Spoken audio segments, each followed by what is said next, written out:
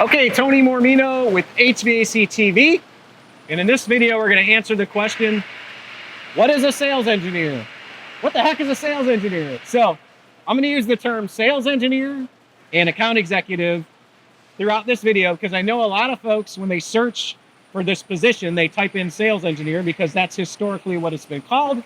So if you hear me say account executive, that's kind of what we're talking about here. So I've got my good friend Kasey Mitchell here today. Kasey, how you doing? Great.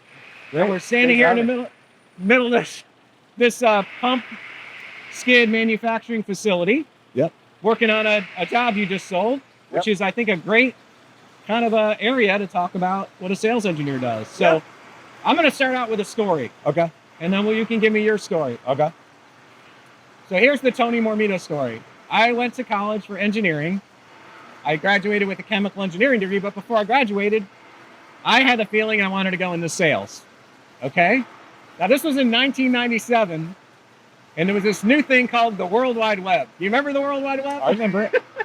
Which no one knew how to use, and it was cumbersome. It didn't really work real well. So my point to that is I couldn't Google what is a sales engineer.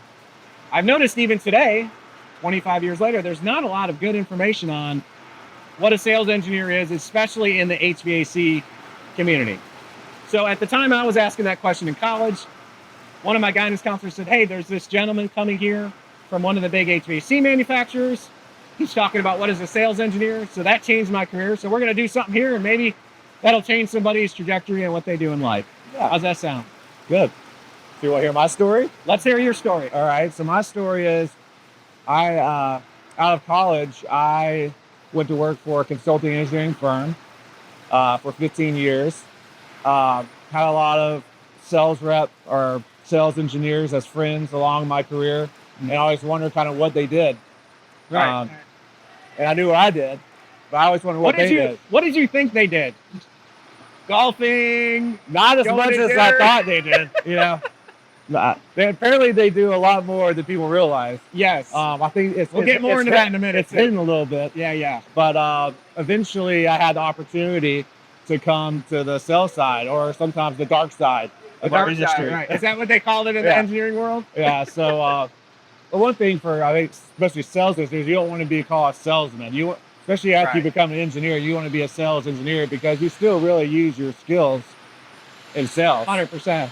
Yeah. But so I eventually moved to this side of the fence in sales, and it's been a great move. So I'm curious, what sparked that? How did that move happen? You're a design engineer, you're humming along, you got these annoying sales guy coming in, pitching your products and applications. One day you're like, oh, I'm going to go do that. Well, how did that come about? So I a great friend that has his own rep firm and approached me of opportunity. And as I said, I was always interested in seeing that side, and just looked at potential with my family and with the opportunities it brings to just learn a different side of learning equipment more, right? And building more relationships in the industry of meeting more people.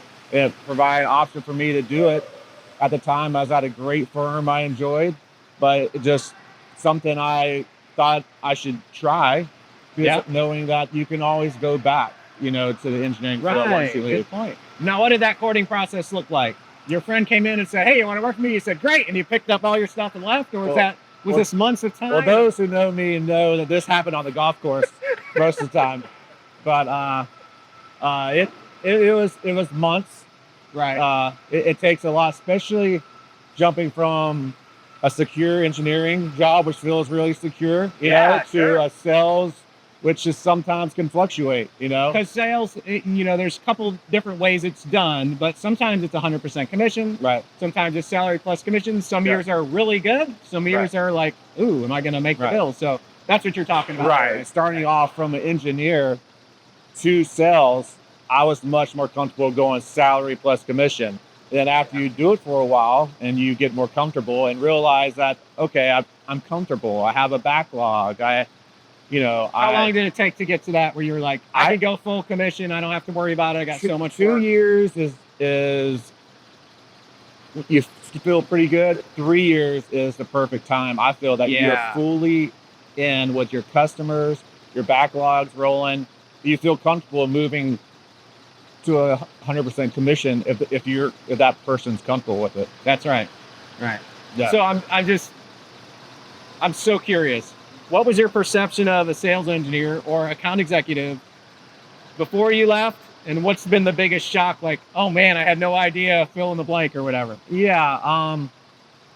I think everyone, a lot of sales engineers will take engineers to lunch and whatnot. So you're just thinking they're just take people to lunch, they go home, they kick their feet up, and that's all they do, you know, or maybe they're on the golf course or whatever. But Right. I mean, I kind of had that idea when I was going. It's like, man, my golf game is going to skyrocket.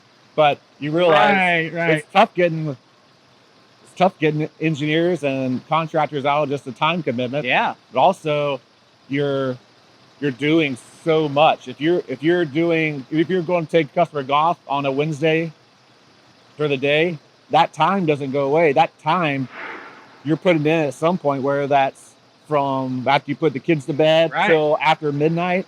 And so you're putting the hours in no matter what, because it's a different way of working than engineering, because everything you do, you feel like you're making money. Yes. It's not just a salary where, I'm not saying you just breeze by, but sometimes you don't get that push. Like this could be that, you know, you're constantly helping someone and this could benefit you. Yeah. What I thought is, they used to have these things called fax machines, right? Right. So I thought I would go into the office, pick up my fax of purchase orders, take them over to somebody to enter the order, and then I would go meet with clients. Like that's what I would do. But it's totally not like that, 100%. Yeah, there's so many steps to the process that you're involved in the whole way. So for people watching, they don't know what what do you actually do during? I remember when I was starting, I met with one of the senior account executives. Like, what do you do? Like, what do you actually do throughout the day? And there's so much you're involved from. So a typical HVAC account executive, you're involved with, you know, let's break it up into engineers and then the contractor phase, right? Engineers, helping them design systems, right? Because design engineers are great at the building loads, designing the systems, but how you put the different pieces together, that's where you really need the help of the project. Right. And I feel, being on this side now, after being a consulting for 15 years, it's helped me a lot, because I kind of know the struggle. Because by the time they ask me for equipment, they already need it, because they've had a due date, and they're probably waiting on backgrounds from the architect. The architect has kind of delayed, but their due date has not moved. So they're in a frenzy already by the time they call me. So I've always taken the initiative of, if when an engineer reaches out to me, my goal is to get them selections within at least that day or the day after, unless it's some complicated custom kind of thing. But, you know, is to be very responsive to the engineers, because they are pushing towards deadlines. Right. And in my experience, if you're that guy, you're the person they call. Right. Or girl. You know, you're the person they call when they need you. I would drop everything when I got a call for a selection. Right.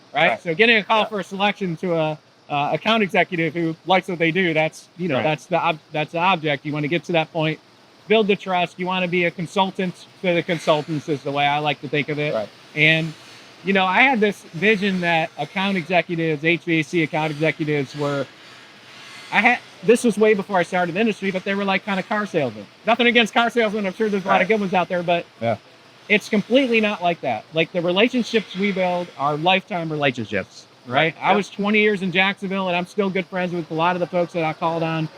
And, you know, you got to build that trust, and you do that through honesty and taking care of them. I would love when I get a call and they'd say, hey, we want to use product A for this application. And I would say, don't do that. It's overkill. Call somebody, get this other product here. And it's just, you build that relationship up with your engineers, and they... I think that's a huge thing of being an account executive, is relationships, not only with your engineers and your contractors and forming that trust, but also your inside support people that you rely on heavily. I have my two guys, Austin and Luke. They're incredible. I couldn't do it without them. They help manage and engineer jobs and get selections for me, and allow me to help try to sell more and get FaceTime and do big picture stuff. So, I mean, it's there's a lot of people you have to make happy, and things don't always go great, right? You have problems, shipping problems. And I talked to you this other day about one of the hardest things as a account exec or sales engineer is things are out of your control. Lead time. So many things. So many things that can go wrong. Parts break, and you're stuck in the middle, and you're just trying to do your best to make your customer happy. Yeah. And you're almost powerless over being able to do that, but you try to do. But and like we did talk about the other day, we were talking about this, is the best bet. As soon as you get bad news, you call, you're honest, hey man, I got some bad news, here's what's going on. But always bring a solution. Don't discard it. Or I'm working on a solution, here's the steps I'm trying to take to rectify that. So engineer calls, give them a chiller selection, you give them a package rooftop unit selection, pumps, custom air handlers, whatever they need. Engineer, there's iterative processes to that, so that might go on for a few months. The job gets designed, goes out to bid, then it gets in the hand of mechanical contractors. And that's kind of where I don't know, it's kind of like it's two phases to the job. The design side, the bid side, and maybe the construction side. Maybe there's three phases, right? So the bid side is a whole lot different. Now you've got prints. It's designed on somebody, hopefully your product, maybe not. Then you have your inside people or yourself price the job, and jobs could be anywhere from a few $1,000s to several $1 million. So there's a lot of stress there too, and there's a deadline. So by such and such date, you got to have the price. So you'll put the price out to multiple contractors. Which is stressful. It is. Making sure you're not missing something, right? You're trying to. I feel like that's where some gamesmanship comes in, but it's you're trying to work deals. I mean, you're trying to, how can I get the most of the items I'm trying to sell packaged together to help my contractor. Hope he has to write less POs and he's getting a lot from one sales guy, and I can give him the confidence that, hey, I have relationships with this engineer. If something goes wrong on your end, I can help mitigate that. I can be a resource to you as well. Absolutely. So, it's a like you said, you start off with the engineer doing, for the very beginning, scratch doing selections, to it's on their drawings, you price it, you hopefully win the job, and then you're sliding right in, hopefully, to telling you that I don't need submittals, which is code for, hey, we're going to buy you. That's right. If you get through the submittal stage. Some of the young contractors don't understand that to provide submittals, but yes. Submittals are very important. So you get the job, you close the job with the contractor one way or the other through a verbal, give me submittals, I'm working with you, or a purchase order, etc. Submittals take time. You got to make sure you're getting them right. Submittals are a group of documents that said, here's what I'm going to provide. That goes to the engineer. Engineer reviews them. Yes, these are per specification, approved, or hopefully approved as noted, or revise and resubmit. Worst case, revise and resubmit. You're like, okay. Yeah, so these are that's the other stage of the job, right? Since I had the stage, I would say that even when I was an engineer, I did not do this enough, would be for an engineer, when he's reviewing a submittal, if it's not correct, to have actual conversation with the rep so they can get on the same page to shorten that submittal process. If you're an engineer watching this, please do that. For heaven's sakes, call us first, because sometimes it's a simple, well, we actually do it, but we do it this way. We can do it the way you want, or whatever. There's some trade-off there sometimes. And the whole purpose of that, for me as a sales guy, and for you too, I'm sure, is you're trying not to have to resubmit because it takes so much time. And it puts the contractor in a bad spot. And if it's over something minor, then you can handle that. Or put approved as noted, provide the convenience outlet. I mean, it's a $100 part, right? You don't need to revise and resubmit for a convenience outlet. So I totally get that side. Okay, so now there is so much to this job. So now we've got the submittals approved, let's say. You got your purchase order. Now you have to order the equipment with the factory. To me, that was my most stressful thing. Because once you release it, you're kind of like, you're going to get what you get. Right? And if you sold 300 water source heat pumps and they're all the same, you got one option wrong, it's wrong on 300 water source heat 300 of them, right? So it's sometimes the multiple ones are extremely stressful, but also large units are extremely expensive. You don't want to mess up voltage or it's a stressful time. So you'd release that for production, and then you keep coordinating that with the contractor of when you anticipate a ship date. That's right. And then once it starts ship, you got to coordinate, hey, it's coming. And then once it gets there, if it's a piece of equipment that needs startup, you coordinate that startup. And then getting through the warranty and any items that, it needs to be tweaked and service or startup follow-up calls, you have to do that as well. Yeah, a lot going on. And it's funny, we're actually decided to do this video because we're in an actual manufacturing facility. Right. So one of your orders is actually here, and we've done a bunch of videos on it. You can see them on HVAC TV, our YouTube channel. This is the manufacturing process. So you've released the order, comes to the manufacturer. If they have any questions, they reach out. Typically, they just start building it. Right. And we're here as a courtesy to kind of do some videos, kind of educate the community, and also to just kind of check on your orders, right? Right.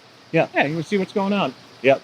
So this is part of the sales engineer job that's fun, by the way. right. It's sometimes I think when I was an engineer, I didn't really get to see the final design built on some of my projects, but it's really nice when you're able to come in the plant and see one of your projects being built. It's pretty brings a little bit of pride and like all the effort you put into it. Yeah. You know, For sure.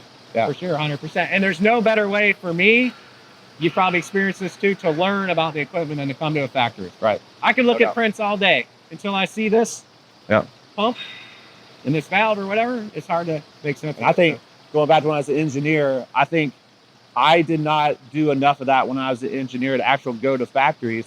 I mean, I would see it in the field. Right. You know, I learned from, you know, my mentors there, but I would really suggest and recommend that engineers, especially young ones that are coming up, they go see stuff. You see how big something actually is or how small, how it's made. I mean, they'll see a video you did yesterday about a multi-stage pump that I just learned something from that, seeing it yesterday. Yeah. I mean, to come to factories is a big help for an engineer's career. My first thought is when I go to a factory and I see a big piece of equipment that I ordered is, man, did I really order this? Like, I hope I didn't screw this up. You ever have that feeling? Yeah. Or when you go to a job site and it's a big custom unit, you're like, oh man. I hope this works. And I'm extremely detailed, and I know you and your team are too, but it's detailed as you can be. You could still miss things, but that's part of life. Yep. And that's part of being account executive or sales engineer is there's going to be issues, the problems that comes up, and you've got to be able to help solve them or figure out a plan to make all parties happy. So true. When I started in the industry, I was calling on a huge mechanical contractor in Jacksonville, and I screwed something up. I can't remember what the mistake was. I remember the pain of it. And I remember going to one of the senior guys there, one of the VPs, and I felt so awful. And I was like, I am so sorry. He goes, you know what, Tony? You know, when things are going right, everybody could be a good sales guy, a good partner. Right. It's when things go wrong that you really prove who you are. You've been here every day trying to fix it. That's the best you can do. Just keep doing that in your career. And that's been great advice. So awesome. Thank you, Kasey. Yep, Tony. Excellent job. Yep. Hey, thanks for watching HVAC TV. Check the video description if you want to learn more about being an account executive in the HVAC world or a sales engineer. Thank you so much.